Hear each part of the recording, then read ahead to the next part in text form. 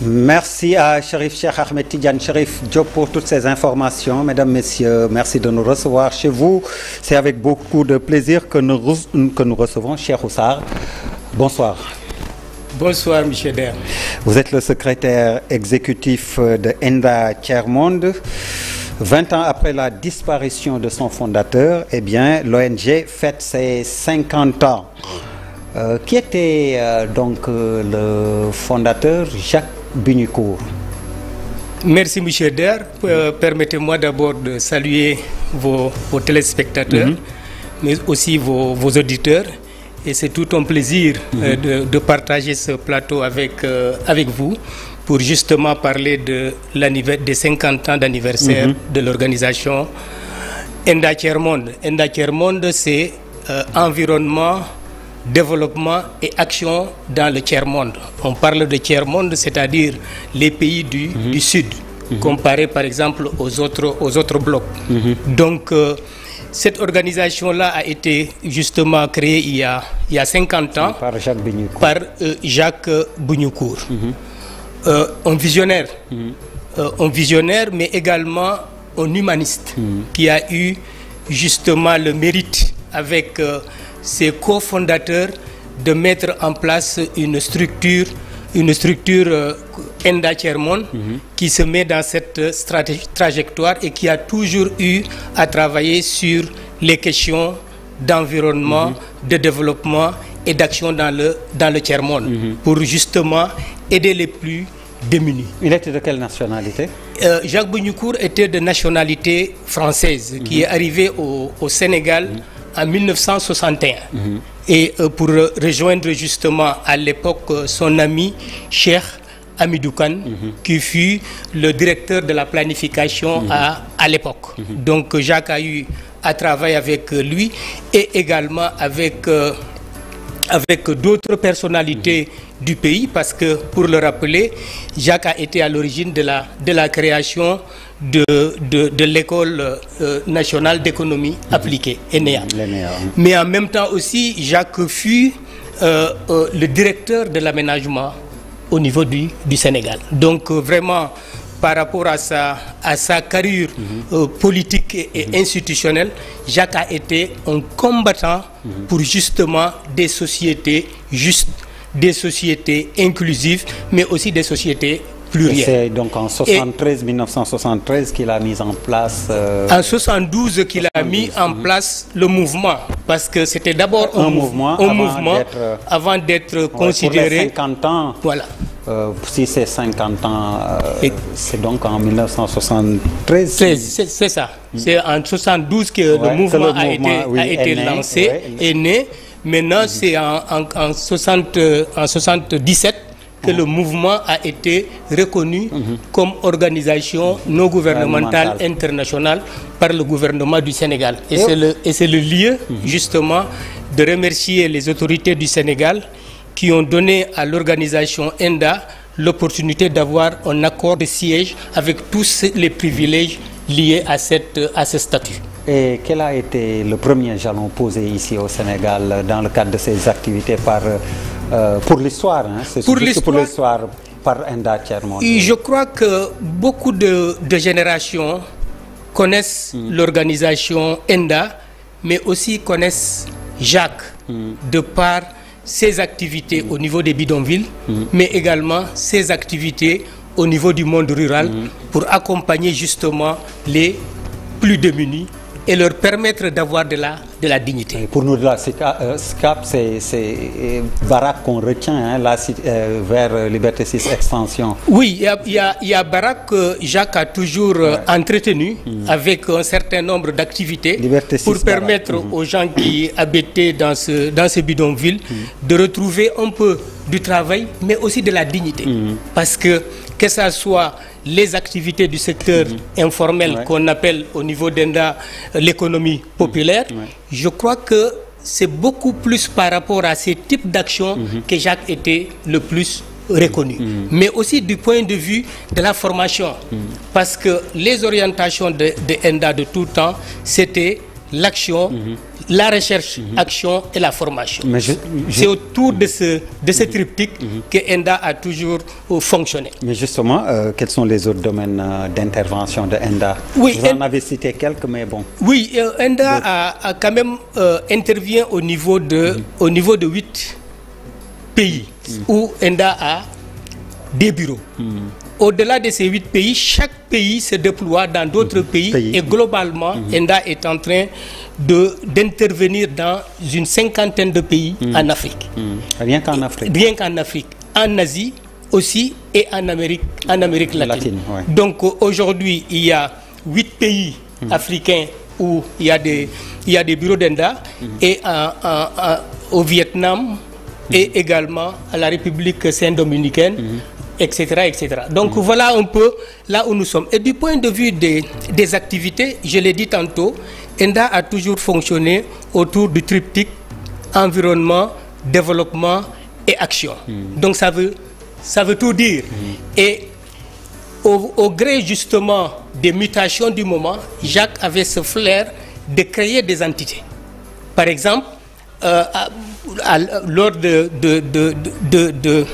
de différentes conférences, Jacques se mettait en avant avec tous ses collaborateurs pour initier des processus et en même temps créer des entités comme par exemple l'entité réseau urbain participé qui a travaillé sur les questions d'assainissement, ENDA qui s'occupe des questions d'agriculture durable, ENDA Pronat, ENDA qui s'occupe des questions d'énergie et de changement climatique, ENDA Énergie, ENDA sur l'eau, ENDA qui travaille également sur les questions d'économie populaire, mais ENDA aussi qui travaille sur les questions liées à la décentralisation, donc à la gouvernance locale. Au Sénégal seulement, il y a 14 entités ENDA qui portent le nom d'ENDA. Et ENDA qui travaille également sur le commerce international pour accompagner l'État du Sénégal sur les questions de négociation sur les changements climatiques, mais négociations aussi sur le commerce international. Alors on va rester focus sur le Sénégal pour le bilan. 50 ans, c'est l'occasion aussi de faire un bilan financier, mais aussi du point de vue de la formation, de l'emploi. C'est quoi le bilan finalement d'ENDA? Oui, le bilan d'ENDA, c'est très difficile à chiffrer sur 50 ans. Ne serait-ce qu'au cours de ces dernières années. Actuellement, au niveau du Sénégal, on a plus de 300, ENDA a créé plus de 300 emplois uniquement au Sénégal. À travers le monde, c'est à peu près la même chose. On se retrouvait à un moment donné à plus de 600 emplois créés à travers le réseau ENDA. Et ça, c'est vraiment des emplois décents. Ce n'est pas des emplois court-termistes, c'est vraiment des emplois de long terme. Donc du point de vue de la création d'emplois, mais surtout du point de vue de renforcement de capacité des acteurs, que ce soit des acteurs de la société civile, que ce soit des acteurs au niveau des collectivités territoriales, que ce soit aussi les étudiants, les jeunes. D'ailleurs, ENDA dispose d'une bibliothèque populaire qui permet aux étudiants de passer et justement s'informer. Et il fut des temps, ENDA fait partie a été toujours connu par ses publications à travers de l'analyse des différents contextes et à partir de ces contextes-là, essayer de voir aussi comment faire des publications dans ce sens-là. Et c'est ce qui fait que ENDA a été toujours considéré comme avant-gardiste. Alors, justement, pour ce qui est du mode de fonctionnement de ENDA, c'est l'occasion un peu de comprendre ce que vous faites, comment vous fonctionnez. Je vois que vous serez lors des célébrations. Nous allons parler un peu plus de la célébration, mais là, le mode de fonctionnement, vous serez en mode, comme je dis, assemblée générale, conseil d'administration. Comment ça se passe? Oui, actuellement, on a une assemblée générale qui est composée des directeurs des entités d'ENDA à travers le monde. Maintenant, c'est cette assemblée générale qui élit en son sein un conseil d'administration. Et c'est comme ça qu'on fonctionne. Il y a l'assemblée générale, le conseil d'administration, un bureau exécutif et le secrétariat exécutif. Peut-être que le conseil d'administration nous donnera un bilan chiffré financier, puisque vous ne semblez pas trop enclin à nous en parler. Même comme vous dites, 50 ans, ce n'est pas 2 jours pour faire ce bilan. On aura peut-être l'occasion d'y revenir une prochaine fois. Mais pour ce qui est de la célébration, vous avez raison, 50 ans, un demi-siècle, ça se fête.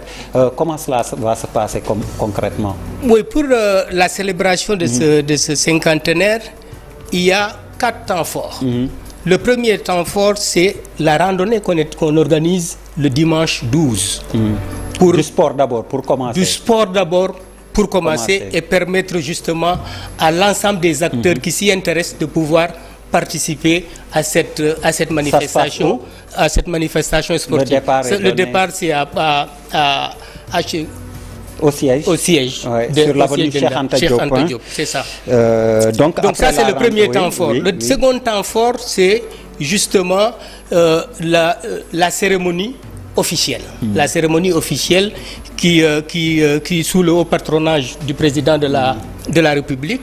Et il y aura également ce panel inaugural pour parler du présent d'ENDA, mais aussi de l'avenir d'ENDA. Comment ENDA se mettrait en perspective, en se référant justement aux mutations actuelles. Exactement. Parce que comme vous le connaissez, le monde est traversé avec énormément de crises, que ce soit la crise climatique, que ce soit la crise énergétique, que ce soit le radicalisme, etc., etc. Il y a énormément de conflits. Donc, et ça pourrait pousser l'organisation ENDA aussi à voir comment travailler sur d'autres considérations. Quel triptyque, comment actualiser le triptyque qui a fait l'avenir, comment on appelle ça, qui a fait la vie de l'organisation jusque-là, avec les mutations actuelles. Il y aura un repositionnement et c'est sur la base des discussions que nous aurions durant cet anniversaire-là, ça va nous permettre de relancer un certain nombre de choses en tenant compte de notre analyse actuelle du contexte. Et d'autres, vous avez parlé donc ça, c'est le deuxième temps fort. Le troisième, c'est justement la parole qu'on donne aux acteurs communautaires. C'est-à-dire permettre aux communautés de se dire par rapport à ENDA, de ce que nous connaissons d'ENDA, voilà comment on pourrait se projeter avec ENDA pour les années à venir. C'est ce qu'on appelle justement la fresque sociale, politique, environnementale et institutionnelle. Ça va permettre justement aux communautés de partager leur point de vue par rapport au vécu d'ENDA, mais aussi leurs préoccupations par rapport à l'avenir d'ENDA. Et pour le quatrième temps fort? Le quatrième temps fort, ce sera effectivement la table ronde des partenaires techniques et financiers d'ENDA.